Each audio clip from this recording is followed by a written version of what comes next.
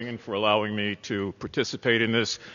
Mr. Speaker, 33 years ago, I stood near this spot and watched Thurgood Marshall come through these doors as a member of the Supreme Court at a State of the Union address.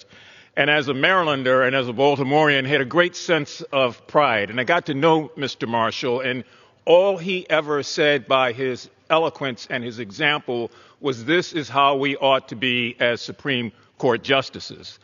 I must tell you, I was dismayed, though, years earlier to learn as a young student at Morgan State University the history of Roger B. Taney, who did just the opposite to my spirit and just the opposite, I think, to what we believe Supreme Court justices should act like and conduct themselves.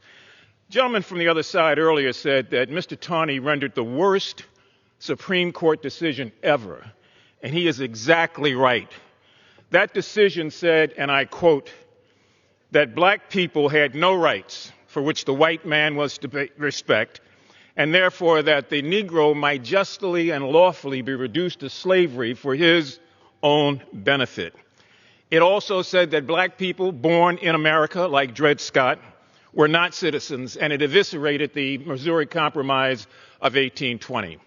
So replacing the statue of Taney with one instead of Thurgood Marshall seems to me the way we ought to go as a chamber, I hope in a bipartisan fashion, not only for ourselves, but to say to all the visitors that come through this building that we will continue to hold high real American heroes that sought to keep us together, and we will not honor those who sought to divide us. Thank you, Mr. Chairman.